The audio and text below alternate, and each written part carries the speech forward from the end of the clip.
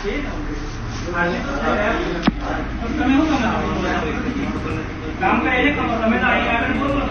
સાહેબ પણ 5-10 મિનિટ જે ચાલે ચાલવા દો ને. બસ 5-10 મિનિટ જે ચાલે ચાલવા દો. આપણે બેઠા છીએ.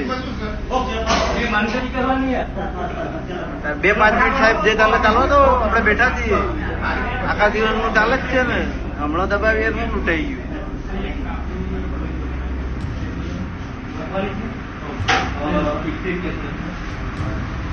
ચાલવા તો આવી રીતના ના ચાલે ભાઈ. બીજેપી જ ચાલે.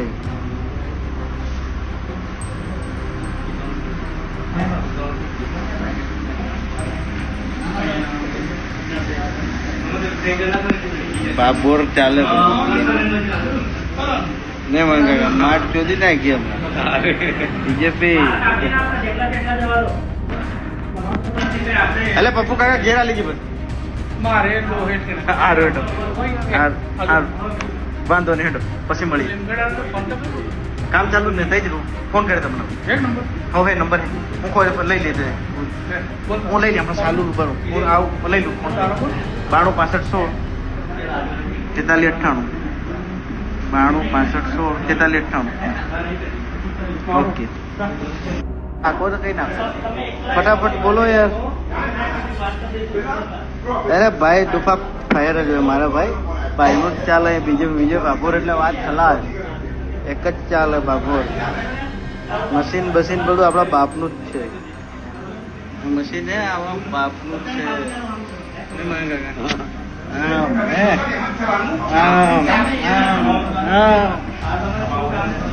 એક જ ચાલે. ફટાફટ દબાવો છો કપા બોલો દબાવું જ છું. દબાવો ચલો રેડી. ગ્રેડ આપો. હા ready okay done. Jaswantbhai done.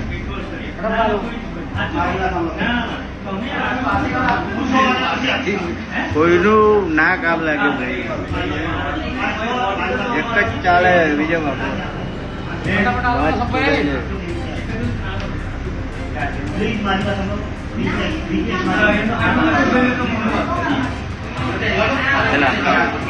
એટલે હું દબાવું છું ને તમે ટેન્શન નું કામ કરો છો.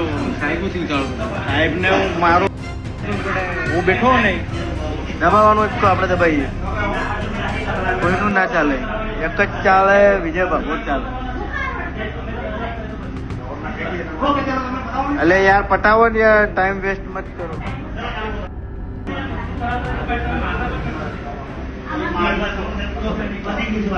આને કહો યાર. બાકી હું આ મશીન લઈને જતો રહી ઘેરે. હમણાં થાક્યો હું આ લોકોથી બાદ છો. ફટાફટ લાવો બાકી આ મશીન ઘેર લઈ જઈએ હમણાં.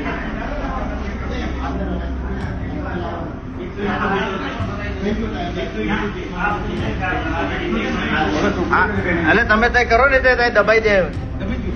આ બધું દબાઈ જાય. તમારે ટેન્શન નહીં કરવાનું. હા દબાઈ દીધું મેં. દબાઈ દીધું સમજો પતી ગઈ વાત. મેં એકલા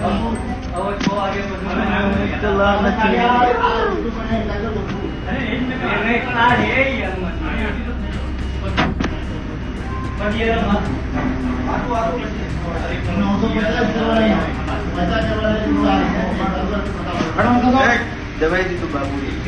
મેં દબાઈ દીધું તમારા માથે. મેં દબાવ્યું ને આવી ગયો જસવંત બાબુ. ચલો તો લાલુ બહાર ના. લાલુ બહાર નહીં જાય. લાલુ અહીં જ રહેશે. તમારે વિજય બાબુ ભેજતા. હાલો દબાવીએ મેં. તમે બોલી. હા ઘર पे हूँ सर. प्रथमपुर गाँव. प्रथमपुर गोठी के बाद दबाई.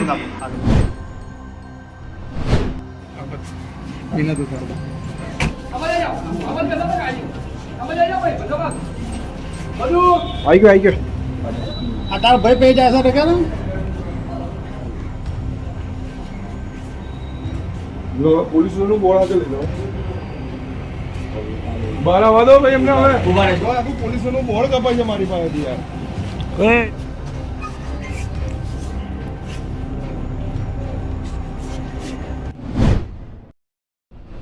ગઈકાલે લોકસભાની ચૂંટણી માટે યોજાયેલ મતદાન અને એ મતદાનમાં અનેક જગ્યાએ મતદારોને મતદાન કરતા અટકાવવા, મતદારોને બૂથ સુધી પહોંચવા ન દેવા, અનેક જગ્યાએ સ્લીપો ન મળી, એ બધી ઘટનાઓની સાથે સાથે પોલીસ વિભાગ દ્વારા તો એ બાબતની સ્પષ્ટ વાત સામે આવી કે અનેક જગ્યાએ પોલીસે ભાજપાના કાર્યકર્તા જેમ કામ કરીને ધાક ધમકી કરીને મતદારોને મતદાન કરતા અટકાવ્યા.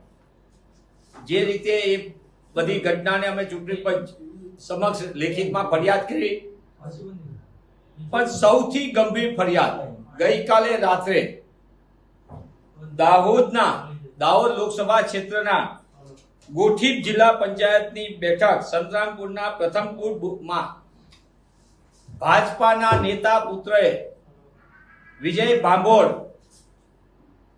તેનું જે રીતનો વિડીયો પોતે લાઈવ સ્ટ્રીમિંગ કર્યો ઇન્સ્ટા ઉપર, અને વિડીયોની અંદર પોતાના મોબાઈલ નંબર સાથે જે રીતની ડંફાસ મારીને બૂથ કેપ્ચરિંગ નું સંપૂર્ણપણે લાઈવ સ્ટ્રીમિંગ કર્યું, જે પ્રકારની મતદારોને પોલિંગ બૂથમાં જઈને ધમકાવ્યા અને મતદારોને ખાલી લાઈનમાં ઉભા રાખ્યા ને પોતે જ મતદાન બધું કરતો હોય તે રીતનું આખું લાઈવ સ્ટ્રીમિંગ કર્યું.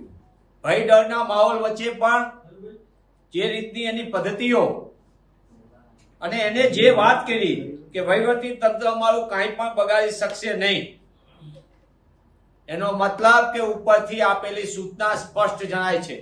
એની હિંમત તો ત્યારે છે કે પોલિંગ ઓફિસર એક પણ પ્રકારની રોકવાનો પ્રયત્ન નથી કરતા. પોલીસ તંત્ર અહીંયા રોકવાને બદલે એની મદદ કરતા હોય, જે એની ફરજ છે એની બદલે પોલીસ તંત્ર મદદ કરતા હોય તેમ મૌન ધારણ કરીને સાઈડમાં ઊભું રહ્યું છે દર્શક તરીકે. મને એમ લાગે છે કે આ સમગ્ર ઘટના એ લોકતંત્રની સૌથી મોટી હત્યા બેકારનું આ જીવતું જાગતું ઉદાહરણ છે. અમારા ઉમેદવાર લોકપ્રિય ડોક્ટર પ્રભાબેન તાવિયાડે ગઈકાલે એમની ટીમ સાથે ચૂંટણીના જે ઓબ્ઝર્વર છે દાહોદ લોકસભા માટે તેને અને કલેક્ટરશ્રીને પણ સંપૂર્ણપણે વિગતથી વાકેફ કર્યા. આજે તમામ માધ્યમોમાં એ વિડીયો વાયરલ થઈ રહ્યો છે, તમામ દર્શાવી રહ્યા છે. લોકતંત્રની છડેઆમ થતી હત્યા છતાં ભાજપાનો એક પણ નેતા મોઢામાં મગ ભર્યા તેમ મૌન ધારણ કરીને બેઠા છે. છાસ વાળે કોઈ પણ વાતમાં વિગતો આપવા માટે પ્રગટ થતા ભાજપાના એક પણ નેતા સરેઆમ થતી અને એમના નેતા પુત્રના કરતૂતો બધાની સ્ક્રીન ઉપર દેખાય છતાં તેઓ મૌન છે, અને એમના નેતા પુત્રના કરતૂતો બધાની સ્ક્રીન ઉપર દેખાય છતાં તેઓ મૌન છે. અને આ માત્ર એક પ્રથમપુરા બૂથ પૂરતું નથી, આ સંતરામપુરની જે ગોઠીપ જિલ્લા પંચાયત આવે છે એ જિલ્લા પંચાયતના સમગ્ર વિસ્તારમાં આ પ્રકારનો ધાક ધમકી ડર બૂથ કેપ્ચરિંગ બધી ઘટના બની છે. આ એક તો જીવતો જાગતો પુરાવો આવ્યો છે, લાઈવ સ્ટ્રીમિંગ થયું છે. ત્યારે હું ભારતીય ચૂંટણી પંચને પૂછવા માંગુ છું, તમે બહુ જાહેરાત કરી હતી લાઈવ સ્ટ્રીમિંગની, આ તો બીજા લોકો લાઈવ સ્ટ્રીમિંગ કરે છે. ચૂંટણી પંચ પોતે કહેતું તમે મતદાનનું લાઈવ સ્ટ્રીમિંગ કરશું, આ તો બૂથમાં ઘૂસીને ભાજપનો નેતા પુત્ર લાઈવ સ્ટ્રીમિંગ કરે છે. શું ચૂંટણી પંચે એને કોન્ટ્રાક્ટ આપ્યો તો લાઈવ સ્ટ્રીમિંગનો? મતદારોને તકલીફ ન પડે એનો મતાધિકાર છીનવીને જાતે બટન દબાવી રહ્યા છે. શું એને મતદાનના આવા બૂથ કેપ્ચરિંગ કરવાના અધિકાર કોણે આપ્યા? આટલા કરતૂતો સામે આવે પછી ચૂંટણી પંચ કેમ હજી સુધી એવા કડક પગલા નથી લેતું? તપાસ કરશું ને આમ કરશું ને તેમ કરશું. એક એક જગ્યાએથી આવેલી સ્પષ્ટ ફરિયાદો છતાં ચૂંટણી પંચ ગંભીરતાથી નથી લેતું. ચૂંટણી પંચ માં બેઠેલા અધિકારીઓ, હું બધાને નથી કહેતો, પણ અમુક અધિકારીઓએ તો કાયદેસરનો કામ ખાલી પટ્ટો પહેરવાનો કમરનો બાકી રાખ્યો અને કામ ભાજપાનું કર્યું છે. ત્યારે પ્રજાના પરસેવાથી આવતા ટેક્સમાં તિજોરીના પૈસાને પગાર લેતા ભ્રષ્ટ અધિકારીઓ તાત્કાલિકપણે પોતાની પદ ઉપરથી દૂર થાય અને કમલમમાં જઈને ખેસ પહેરી આવે. એ પોલીસ અધિકારીઓ જેને ભાજપાનું કામ કર્યું છે તેને પણ જો એટલી બધી ઈચ્છા થતી હોય ને લાગણી થતી હોય તો તેમને પણ પોલીસ તંત્રમાં કામ કરવાની જરૂર નથી, ભાજપાના કાર્યકર તરીકે જોડાઈ જવાની જરૂર છે.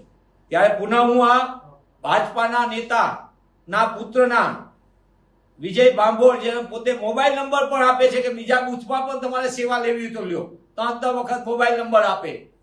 અમારું કોઈ કાંઈ બગાડી નથી શકવાનું, આવી ડંફાસો મારે છે, અપશબ્દનો પ્રયોગ કરે છે અને ડર ને ભયનું વાતાવરણ બૂથની અંદર કરે છે પોલિંગમાં.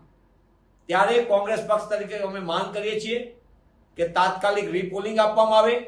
માત્ર આ બૂથ પૂરતું નહીં, એ જિલ્લા પંચાયત ગોઠીની જે સમગ્ર સીટ ઉપર છે ત્યાં અનેક જગ્યાએ આ પ્રકારની ફરિયાદો મળી છે.